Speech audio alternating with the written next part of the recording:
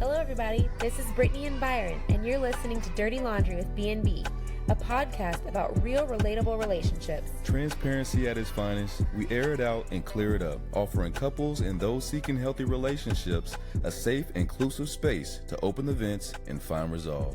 Hello, Dirty Laundry listeners. Hope you guys are having a great day. It's, Father's Day week over here, weekend. And so, we've been celebrating D. Well, early, we celebrated last weekend. And we're celebrating again this weekend because fathers are important. Yeah, I feel like it's been a marathon this year for Father's Day. I mean, y'all came and surprised me down in Alabama, which was cool. And then I came and surprised y'all here in Florida.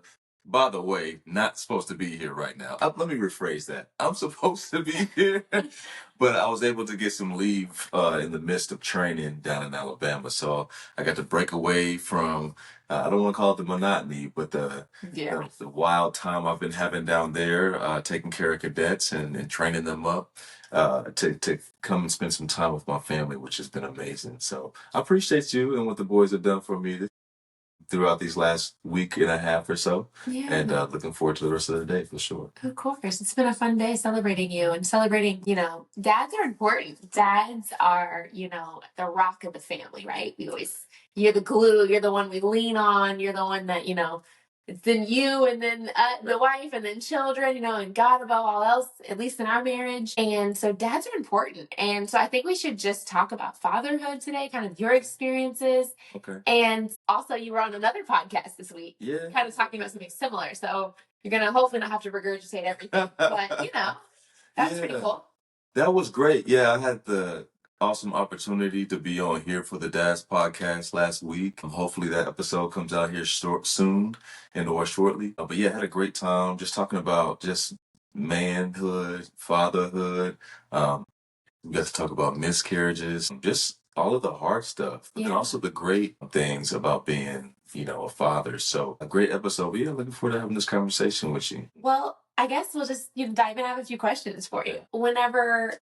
Now that you've been a father for many years, almost 13 years, what are some things that you expected in fatherhood versus the reality of fatherhood? So I would say for me, that's a tough question. It is. What did I expect and what is the reality? I would say that they're almost equal. I knew that being a father was going to be challenging, and it's definitely been challenging. I expected fatherhood to be fun, and it's been very fun for me. I remember being a child and thinking about just throwing the ball and playing catch with my kids and how fun that would be. And I still enjoy doing that. I've been a dad for over 12 years now, and I still enjoy doing things like that with my kids. That's been that. I will say that I thought that it would be less mentally taxing. I think that it is a little bit more taxing across the brain, just the amount of thinking, the amount of planning, the complex issues that they bring, to the table. You think that children are very easy and they're mild-mannered and they're, very simplistic when it comes to the things that they're talking or the problems that they bring to you. But our kids are not that. I think that we've done a pretty good job of creating a space within our home to allow them to have a voice. And so with that comes the consequence of their little minds. They will surprise you with some of the things that they have to say. So that has certainly been different than what I expected in fatherhood. Yeah. And so, that's a good thing. If what you expected is your reality, that's a good thing. Because I think there are challenges for any parent that sometimes you don't expect, Yeah. And you keep them alive. That's not rule number one as a parent. Keep them alive. Feed them.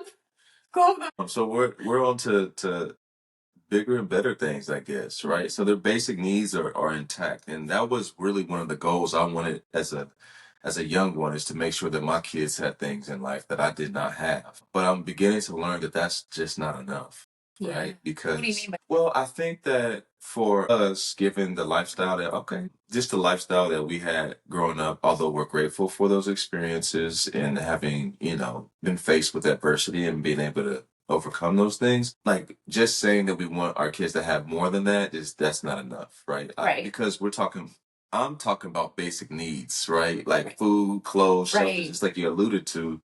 We need more than that. We need them to learn self-confidence, and we need them to learn self-assurance, and we need them to learn how to be reliant, how to handle how to be finances. responsible, Yes. how to be a person of your word. Like, those are things that I want them to really focus on and learn.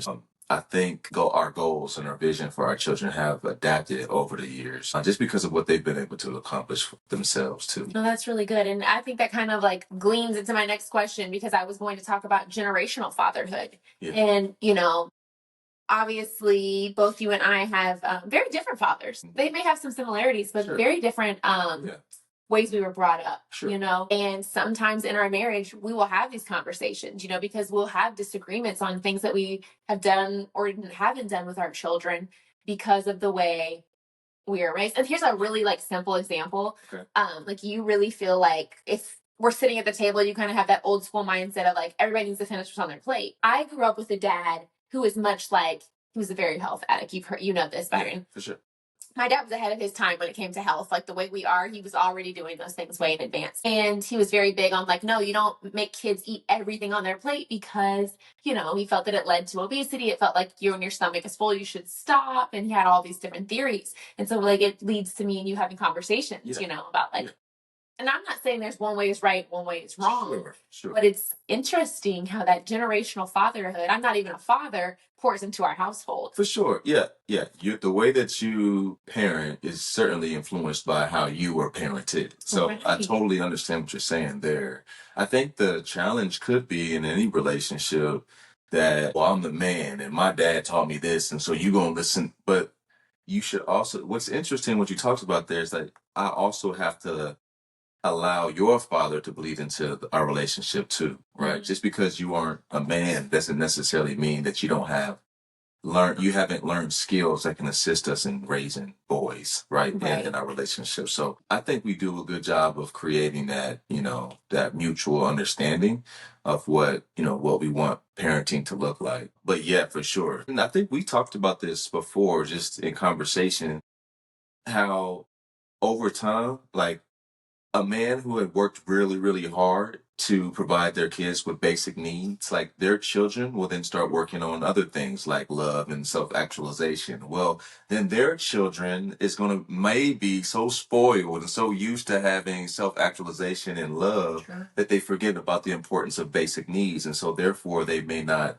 teach their children how to spend money wisely and how to pay bills on time. And so then the cycle kind of starts all over again, right? So we want to make sure that we're instilling values that are enduring. And Obi talks about that too, but just making sure that our kids are doing things and learning things that are forever lessons that they can keep teaching our generations in the future. Yeah. So what generational fatherhood things do you hope to be passed down to our children? And what things, if any, have you taken from anyone, whether that was a coach, a stepdad, a man that was in your life, your father? What are those things that you've taken with you? I think the two main things for me are self-worth and ambition. And I think both of them can coexist, and they do, and they might even bleed into one another.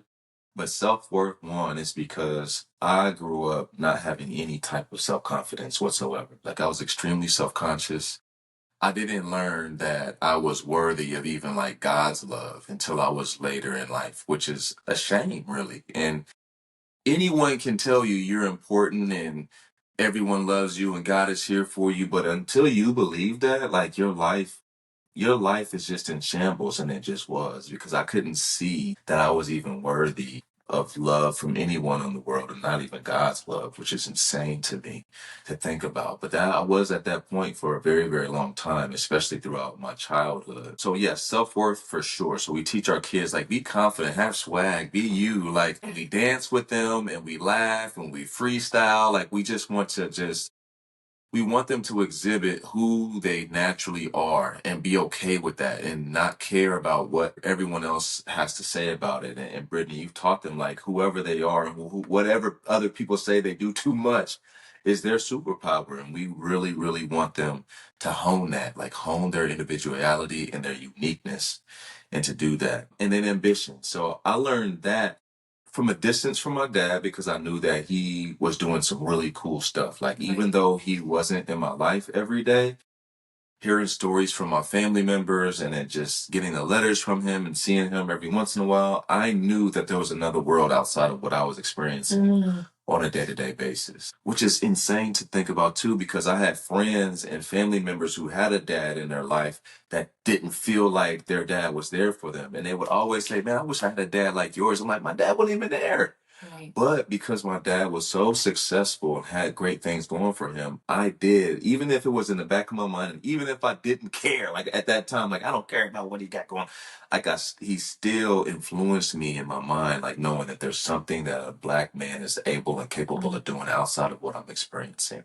So I learned ambition from that. And then also from my two cousins, Reggie and Calvin, like they are some of the most confident and most ambitious men that I've ever had. I mean, it's in my life. Like I tell them all the time, I really, really envy your ambition and your belief in self and your willingness to go out and do something that's uncomfortable and different to make you whoever that person you're destined to be. Like I think that's amazing, that they're able to do that. So those are two certain things for sure that I would like generationally my children to equip themselves and then their children with in the future. I love that. It's important. And there are a lot of fatherless homes within our family that we know of, and it's crazy. I mean, my father was not, my parents divorced when I was 10 years old. And so my dad was in my life, all the way up until that time. And then, he kind of went on his own way and never came back, which is a crazy thought in itself to think that you could leave a 10-year-old, and a 7-year-old, but he had instilled such great values in us. So young, while he didn't do everything perfect or right, there was a lot of things that he said and did that stick with me and I repeat to this day. And so, I mean, fathers are important, but I think there are also a lot of pressures that fathers probably feel. Maybe they feel that they have to be the provider. Maybe they feel that they have to be stern. But it's a new era of fatherhood. Where do you stand when it comes to those kind of feelings? I mean, there is pressure. It just comes with the role. And sometimes, and when I use the word role, like our roles are pretty fluid in the house. And what I mean by that is, depending on the day, depending on the week, the month, the season in our relationship, our duties within the home may change. And that's okay. And I think that we go through that. But like the standard prototypical role that a man and or father has in the house, it does add undue pressure to you. It just does. Right. And I was thinking, like I stated, like I came here to surprise y'all and I'm only here for a couple of days before I have to shoot back. But I'm working out in the gym and I'm thinking, like, even though it's okay for me to get my time in, I'm thinking like, man, I'm neglecting my kids because they're out here playing by themselves. I'm not talking to them on Father's Day. My wife is inside doing whatever she's doing, cleaning up or hanging out, listening to music, whatever that case may be. Am I neglecting them? Like just thoughts like Wait, that. are you saying dad guilt exists? Yeah, for sure. We don't talk about dad guilt. We talk about mom guilt a lot. It's a thing. I have a really hard time with that. Yeah. I really do. And maybe we should talk about that more. But I mean, we all know that men are men and we want to keep things inside and we don't like to complain. But just you asking that question just made me think about just today.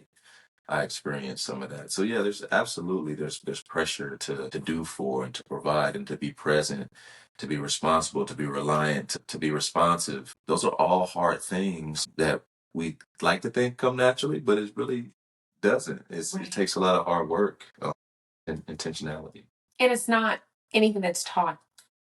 Even if you have a good example, there's still no way that you're going to raise your kids exactly how your parents. It's just two different people. And so, like you said, it's just fluid, but fathers are so important. I know in our life, you are very important. I mean, you do a lot of things in the household, especially with our children. Like there are people out there that I have to ask my husband if he can watch the kids. Yeah. I have never had to ask my husband to watch his own kids. And I feel like that is a win for us. Like I never wanted to be like, hey, and I never felt like if I were to go on a work trip or if I was going on a girls' weekend that I had to be like, here's what you need to do. Because you were such an involved dad from the get-go.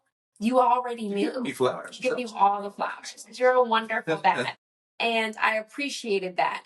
And I know before we even had kids, I might have told this story before. We had a couple that lived near us and he was like, oh, I never change diapers and I'm never doing that. And I remember saying to you, like, if we ever have children, because we didn't have kids at the time, if we ever have children, like, that will never be us. Like, this is a 50-50 job. You wake up in the middle of the night with the baby. I wake up in the middle of the night with the baby. Like, we had a little routine. We took turns on back. Like, you aren't a father that your kids can turn around and say you weren't there. Yeah. I mean, yes, you deployed, but you have always been there, right? When you get back, you know, and I appreciate your presence. I appreciate what you do for us and the example that you that you give, because not everybody has that. And so we are really blessed. Well, thank you, man. Yeah, that's true. You're a great example of a father. Yeah. And well, we're talking about, like, you know, leading the house. I'm probably the most stubborn person in the house. So how do you think being a father and, you know, being married, how does that, what advice would you give to other dads and fathers to be successful? Okay, so before I go there, can I just talk about a little bit something what you just said? Okay. You talked about, like, no one's ever taught, right? And then you said that for me, like, yeah, I was always helping, but I can't take credit for that. A lot of that was, again, just the way that I was raised. Like, when I was 11, my youngest sister was born, and me and my twin sister, my 7-year-old sister, were responsible for taking care of a newborn baby because my mom, she worked 2 jobs. So we were getting up in the middle of the night, changing diapers and cooking meals and, you know, getting formula together. Although people don't want formula anymore. That's just what we had back in the day. You know, mom was working, so she can't breastfeed. So we were very, very busy. And although some would say that's unfair and no 11-year-old should have to do that, no one should be responsible for a child, a life, like keeping a whole human alive at that young of an age. Like, imagine our oldest, like, he's 12. There's absolutely no way would make it. he'd be able to do that. But I mention all of that because that is what made me who I am. That's why we never live in regret. We always talk about our experiences and how dire it may have been. Like, they just created the human beings that we are today, and we're grateful for those times. Like, I think if my mom and I, we have these conversations, like, I know it was very hard for you, and you don't have to apologize anymore because, look, mama, like, who I am today. Like, I'm pleased with who I am. I'm thankful for those opportunities, those challenges, because I know I can do anything now, right? And so I don't want to take credit for who I am today, if that makes any sense. Yeah. I am a vessel of all the experiences that I've had in the past. As far as advice I'll say for new fathers, can I provide you with a fact? I looked this up the other day. I was just thinking about fatherhood, what makes fathers good, and what's the data saying, and what. So we've talked many times about divorce, but we haven't talked many times about, like, fatherhood and that data and what the stats say about fatherhood. There was a study that was done back in the 70s that showed that fathers' average age of becoming a father was like 27 years old. Now, in the most recent study, the average age of newborn fathers, or fathers of having a newborn, is 31. So what does that mean? In my mind, that means that fathers are waiting a little bit longer to have children, right? And so maybe, and this is all speculative, but maybe that means that men are waiting for them to be ready. I love that. Men are waiting for them to have lived their life before they bring life into the world. Men are waiting before they feel like they're more mature or more balanced or more stable money, or fiscally responsible. Whatever that looks like, men are waiting a little bit longer for children. And also, families aren't having as many children. So with that being understood, my advice would be to, like, really, now that you've lived your life, now that you're ready to have children, pour all of you into that child, the good, bad, and the ugly, and know that your child is going to learn from you from birth. And I just said this on the Here for the Dads podcast. As we were talking, it just came to me, like, I've been a father for 12 years, but I've been studying how to be a father for over 30, right? As soon as I came into the world, I automatically started bringing in information that taught me what fatherhood was. So utilize all that information, what people directly taught you, what people indirectly taught you, what you read in a book, what you learned from a friend, what you learned from an uncle, what your basketball coach leaned in on you. Like, use all those experiences to make you a dad, and just know that you're a good dad. Yeah. We're all good Give dads. yourself some grace. Yeah. And give yourself some grace. Not every day is going to be perfect, but that's parenting in general. Like, you got to give yourself some grace. Some days you're not going to do it right, or you're going to wish that you didn't do it that way, but apologize and move forward, recognize your wrongdoings. I think that's important. Yeah. I don't think you do a good job of that. That's good advice. Appreciate it. Yeah. I appreciate it. I think I'm trying to think of like things I want to work on more, but I really can't think about it right now. I think what I really want to continue to do is just to adapt.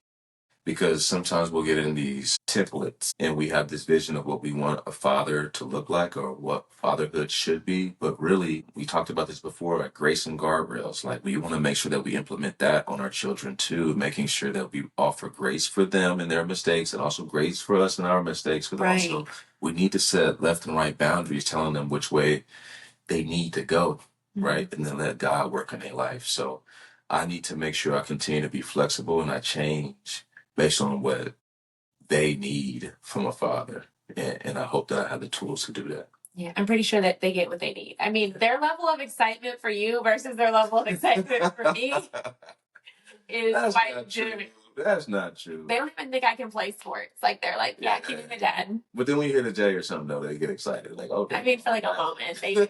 Dads are important. Dads are definitely important. So yeah, I think this is good. It was, it's Father's Day, and it's good to highlight this. And I think you talking about, waiting on children, just to reflect on the relationship piece of, waiting in your marriage.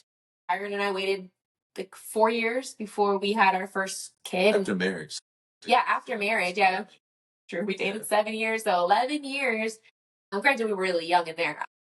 We waited, and I think that was like the best decision for us. And I say to every person that's getting married, like, if there's any advice, it's always my advice to them. It's like, just wait, just enjoy this moment, because even if you wait 2 years, even if you wait 1 year, it's like, just enjoy that moment of like being you guys. Because once you have kids, it will never be you again. And this is so crazy. We just went to Byron's in Alabama. We just saw our old house where we lived. We got married, and that was our first duty station. We were like reminiscing. Like, we had a dog, and he's gone now. And I'm like, Byron, what did we do with our time before we had kids? And I'm like trying to like think, because here we are like back looking at this little duplex. And I'm like, oh my gosh, we used to walk over here. We'd take the dog to play Frisbee, and then we would go to the gym. And it was such a simple, humble life. And it was just us. And it was such a good foundation for us, And so I just recommend, if you, in order to be have a strong foundation and strong marriage, I just suggest you wait. And I'm not saying you can't.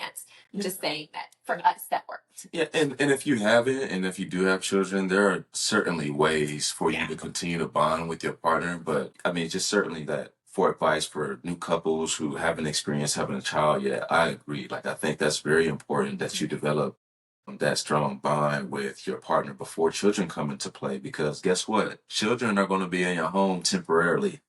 Right? They're not going to be in your home forever. So it's going to be you and your partner again one day. So we hope that you continue to have that formidable bond with your partner, whenever that time comes. I think us growing, we did a lot of growing with each other. Yeah. I think that we were able to establish, hey, whenever we have children, we are not changing like having experiences. We're going to continue to travel. We're going to continue to be active. We're going to be intentional. We're going to go out to eat. We're going to, because we want to continue having that for ourselves, but then also it's cool to have that for our children too, providing them with new experiences, which has been awesome. And a lot of people told us that once you guys have kids, you can't do anything. But you can. And I remember us talking, like, we're not going to be those parents. And we surely have not been. Our oldest got on an airplane 10 days after he was born. So, you know what? All you moms out there that says can't be done, it can be done. Okay, we packed him up and we took him, and we traveled, and we have never stopped doing and living as parents. Yeah. I agree. So, yeah. Well, I appreciate the questions and the flowers provided. Yeah. I don't think a lot about like my grade as a father. I just try to do the best that I can. And I just hope that, other fathers that are out there listening to this podcast do the same. Like, give yourself some grace. And then starting at this time now, if you feel like you are grading yourself at a C or below, figure out, well, what did you want from your father? Right? And then you write those things down, and then you start to emulate those things. You start to do those things, right? And then also, just because you aren't something doesn't mean that you can't do something. So learn those different skills and use them, with your children and just see how that works out for you. I love it. Yeah. I love it. Happy Father's Day to all the dads. Happy Father's Day to our dads specifically. Thank you for what you have taught us and made us. We appreciate you. And yeah, we appreciate you too, B. Thanks for this episode. Oh, yeah, no doubt. Yeah. Love you. All right. So without further ado, y'all, be blessed, be you, just be. We out.